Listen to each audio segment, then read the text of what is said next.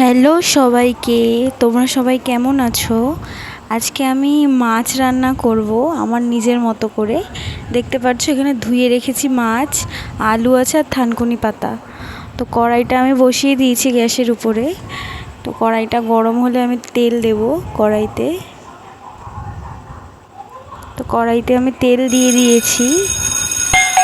তারপরে আমি তেল গরম হয়ে গেলে একে একে মাছগুলো ভেজে নেব। আমি শিঙি মাছ আজকে রান্না করব। শিঙি মাছের হালকা পাতলা ঝোল আর চিংড়ি মাছের মালাইকারি। ছোট চিংড়ি, বড় চিংড়ি পাইনি। তো আমার ভাজা হয়ে গেছে। ভাজা আমার এখানে হয়ে গেছে, আমি তুলে নিয়েছি। তারপরে আমি চিংড়ি মাছগুলো কড়াইতে দিয়ে দিয়েছি। চিংড়ি মাছগুলো ভেজে তুলে নেব।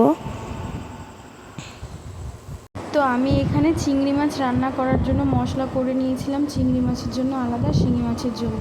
তো চিংড়ি মাছে আমি মশলা দিয়েছি হলো সাদা সর্ষে, কালো সর্ষে আর একটু জিরে, কাঁচা লঙ্কা বেটে দিয়েছি। আমি ভাজার পরে ওর পরেই মশলাটা দিয়ে দিয়েছি। তো বেশিক্ষণ লাগেনি, ফোটানোর পরে হয়ে গেছে। তো দেখতেই পাচ্ছ ফাইনাল লুক। এরপরে আমি কড়াই বসিয়ে দিয়েছি শিঙি মাছ রান্না করার জন্য। কড়াইতে তেল দিয়েছি, আলুগুলো নুন হলুদ দিয়ে ভালো করে ভাজা ভাজা করছি। আর আমি এখানে শিঙি মাছের জন্য মশলা নিয়েছি। তো আমি এখানে শিঙি মাছ রান্না করার জন্য মশলা নিয়েছি জিরে, রাঁধুনি, গোলমরিচ আর কাঁচা লঙ্কা বাটা। দেখতে পাচ্ছ বাটিতে আমি নিয়ে নিয়েছি, শিলে বেটে রেখেছি। তো আমার আলু ভাজা প্রায় হয়ে গেছে। ভালো করে লাল লাল করে আমি ভাজছি আলুটাকে। তো আলু আমার ভাজা হয়ে গেছে। আমি এর ওপরে মশলা দিয়ে দিয়েছি, এর মধ্যে আলুর ভেতরে। আর রাঁধুনি, গোলমরিচ, জিরে যেটা বাটা ছিল আমার, কাঁচা লঙ্কা দিয়ে ওটা আমি দিয়ে দিলাম। ওই যে বাটি ধোয়া জলটা দিয়ে দিলাম। ভালো করে কষাবো এবার। কষানোর পর যতক্ষণ তেল না ছাড়বে ততক্ষণ কষাতে থাকবো, যাতে একটা কাঁচা গন্ধ বেরোয়, ওটা যাতে চলে যায়। খেতেও বেশি ভালো লাগবে। তো আগে তেলটা ছাড়ুক মশলা থেকে, তারপরে একে একে মাছগুলো দেবো। তো ভালো করে আগে কষিয়ে নিই। তো যদি আমার ভিডিও তোমাদের ভালো লেগে থাকে, আমার চ্যানেলটিকে সাবস্ক্রাইব করে দিও, একটু সাপোর্ট করো আমায়।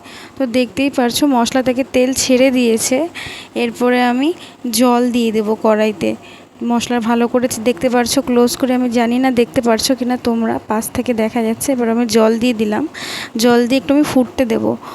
ফুটে এলেই আমি ওর ভেতরে থানকুনি পাতাটা রেখেছি এখানে, এই থানকুনি পাতা দিয়ে দেবো। যেহেতু জ্যান্ত মাছটা ছিল, শিঙি মাছ ছিল এটা, আর মাছটা দিয়ে দেবো তারপরে আমি। তো একটু ঢেকে রাখি। তো ঝোল ফুটে এলে আমি মাছগুলো ঢেলে দেব। তো ঝোল ফুটে গেছে, আমি এরপরে একে একে সব মাছগুলো ঢেলে দিলাম ওপরে। এরপরে আমি থানকুনি পাতাটা নামানোর কিছুক্ষণ আগে দিয়ে দেবো। তো যদি আমার ভিডিওগুলো তোমাদের ভালো লেগে থাকে, জানি না ভালো লাগছে কি না, আর যদি ভালো লেগে থাকে তাহলে একটু আমাকে সাপোর্ট করো প্লিজ। এরপরে আমি থানকুনি পাতাগুলো দিয়ে দেবো।